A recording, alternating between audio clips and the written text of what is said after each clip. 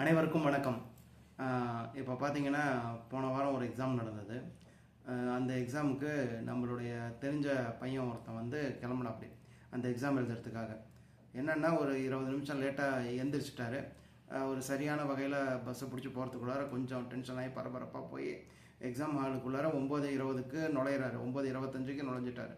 ஆனால் என்ன பிரச்சனை ஆயிடுச்சுன்னா, ஹால் டிக்கெட்டையும் ஆதார் கார்டையும் விட்டு போயிட்டார்.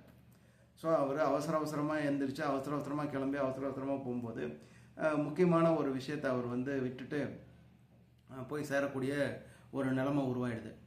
இதுதான் வந்து நம்ம பரபரப்பாக அல்லது அவசரமாக செயல்படுறதுக்கும் நிதானமாக செயல்படுறதுக்கும் இருக்கக்கூடிய வித்தியாசம். நம்ம சரியாக செயல்பட்டால் அந்த வேலை வேகமாக முடியும்.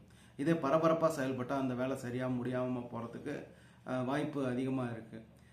இராணுவத்தில் சொல்லுவாங்க எப்படின்னா, ஒரு படை வந்து அதிர்வில்லாமல் நகருது அப்படின்னா அது வந்து தன்னுடைய இலக்கை வந்து அடையிறதுக்கான வாய்ப்பு 100% இருக்குது அப்படின்னு சொல்லிட்டு. அதாவது அதிர்வில்லாமல் அப்படின்னா யாருனுடைய கவனத்தையும் கவராமல் எதிரி படையினுடைய கவனத்தை கவராமல் போகிறது.